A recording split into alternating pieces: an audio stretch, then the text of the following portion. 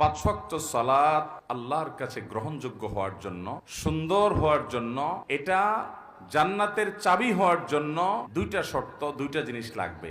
নবী করিম সাল্লাল্লাহু আলাইহি সাল্লাম বলেছেন, তিরমিজির হাদিস, আপনারা অনেকে শুনেছেন, আউয়ালু মা ইউহাসাবু বিহিল আবদু ইয়াউমাল কিয়ামাতি, কিয়ামতের দিন বান্দার সর্বপ্রথম হিসাব নেওয়া হবে কিসের? ইবাদতের মধ্যে নামাজের হিসাব সর্বপ্রথম নেওয়া হবে।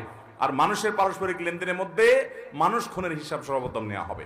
এই হাদিসে নবী সাল্লাল্লাহু আলাইহি সাল্লাম বলেছেন, ফাইন সালুহাত ফাকাদ আফলাহা ওয়া আনজাহ, যদি কারণ নামাজের হিসাবটা ঠিকঠাক মতো সে দিতে পারে তাহলে সে সাকসেস হয়ে গেল, সে পার হয়ে যাবে আখিরাতে, তার আর পাকড়াও নাই, অন্য সব সহজ হয়ে যাবে যদি নামাজটা ঠিক হয়ে যায়।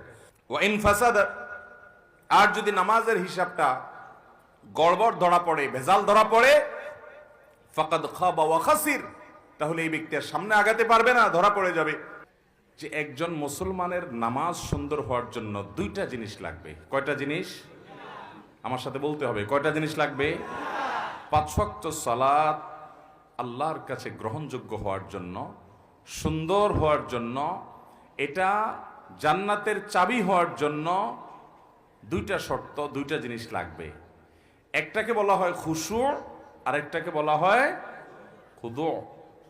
খুশু মানে হলো নামাজের ভেতর, আর খুজু মানে হলো নামাজের বাহির।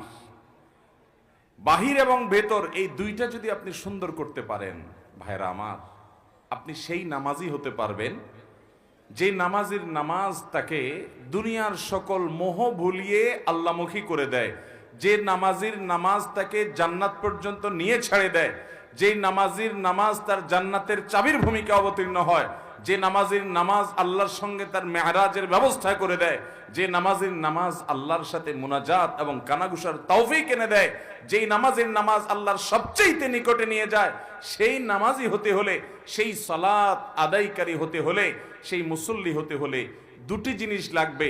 একটা হলো খুশু, আরেকটা হলো খুদু। একটা হলো সালাতের বাহির, আরেকটা হলো সালাতের ভেতর। আমরা সাধারণত সালাতের ভেতর নিয়ে আলাপ আলোচনা শুনি এবং সেটার গুরুত্ব যে অপরিসীম সেটা বলাই বাহুল্য। আল্লাহ কোরআনে বলেছেন 18 নম্বর পারার সূরা মুমিনুন, প্রথম সূরার প্রথম দিককার আয়াতে আল্লাহ বলেছেন, ক্বাদ আফলাহাল মুমিনুন আল্লাযীনা হুম ফি সালাতিহিম খাশিউন। ওই ঈমানদাররা সফল হবে ভাই, ওই ঈমানদাররা সার্থক হবে যাদের সালাতের মধ্যে খুশু বা মনোযোগ থাকবে। নামাজে মনোযোগ না থাকলে সে নামাজটা নিষ্প্রাণ নামাজ, সে বিষয়ে বলাই বাহুল্য। কিন্তু আমি অন্য বিষয়ে কথা বলতে চাই, কারণ মনোযোগ নিয়ে আমরা সবচেয়ে বেশি চিন্তিত এবং মনোযোগ নিয়ে আলোচনাও কম বেশি আমরা শুনি, কিন্তু নামাজের বাহিরটা নিয়ে খুব বেশি আলোচনা হয় না। ভেতরটা আমাদের ঠিক নাই, মনটা ঠিক থাকে না, এটা নিয়ে আমরা পেরেশান আছি, সেটা ঠিক, এবং পেরেশান থাকতে হবে, সেটাকে ঠিক করতে হবে, মনোযোগটা আল্লাহর দিকে আনতে হবে, এটা ঠিক আছে। কিন্তু নামাজের বাহির নিয়ে যে আমাদের কোনো চিন্তাই নেই, অথচ দুইটার সমন্বয়ে নামাজ সুন্দর হয়, এবং আমরা অনেকে জানিও না নামাজের বাহির সুন্দরের জন্য কি করতে হবে। মোহতারাম হাজরিন, নামাজের এই বাহিরের দিকটাকে বলা হয় খুদু, ভেতরের দিকটাকে বলা হয় খুশু, আর বাহিরের দিকটাকে বলা হয় খুদু।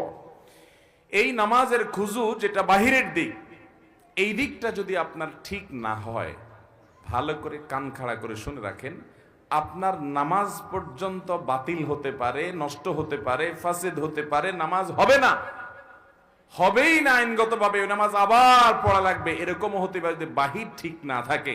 আপনার যদি ভেতর ঠিক না থাকে তাহলে নামাজটা আল্লাহর দরবারে গ্রহণযোগ্যতার লেভেল পাবে না, মর্যাদা পাবে না, ঠিক, কিন্তু আইনত কাগজ ও কলমে আপনার নামাজ হয়ে যাবে। মনোযোগ যদি আপনার না থাকে তাহলে নামাজ কি ভেঙে যাবে? কথা বুঝেন নাই? নামাজ ভঙ্গের কারণগুলোর ভিতরে মনোযোগ না থাকা, এরকম কিছু শুনছেন? কিন্তু নামাজে তাড়াহুড়া করার কারণে, নামাজের যে খুশুর পাশাপাশি খুজু যেটা, সে খুজু রক্ষা না করার কারণে এমনও হতে পারে যে আমার সালাত হয়ই নাই, হবেই না, আবার পড়া লাগবে, এমনও হতে পারে। কিন্তু আমরা বেশিরভাগ মুসল্লিরা এই সম্পর্কে খুব একটা আমাদের জানাশোনাও নাই, আলোচনাও নাই, সব ঘুরে ফিরে আমরা খুশুর দিকেই যাই। হ্যাঁ ঠিক, খুশু তো থাকতেই হবে, কিন্তু মনে রাখবেন, আপনি যদি খুশু 100 ভাগ ধরে রাখার চেষ্টা করেন, হয়তো 80 ভাগ, 70 ভাগ, 90 ভাগ, কেউ 50 ভাগ, কেউ হয়তো 20 ভাগ, কম বেশি, এরকম আপনি খুশু ধরে রাখতে পারবেন।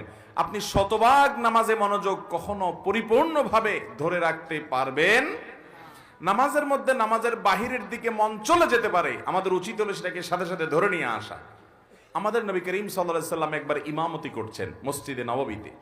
তিনি ইমামতি করা অবস্থাতে, আজকের মতো এত দালান কোঠালা মসজিদ তো ছিল না, ইমামতি তিনি শুরু করেছেন। সলাতের মধ্যখানে হঠাৎ একটা বাচ্চার আওয়াজ, কান্নার আওয়াজ, চিৎকার চেঁচামেচি।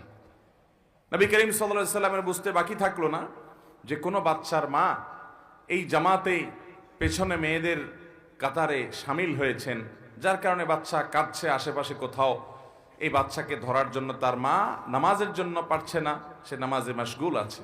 নবী সাল্লাল্লাহু আলাইহি সাল্লাম নামাজকে তুলনামূলক অন্য সময় যেরকম দৈর্ঘ্য নিয়ে পড়েন তার চাইতে একটু কম দৈর্ঘ্য পড়ে সালাম ফিরিয়ে শেষ করে বললেন, কার বাচ্চার কান্নার আওয়াজ শুনতে পাচ্ছি, সে গিয়ে বাচ্চাকে ধরো। তাহলে এই যে নামাজ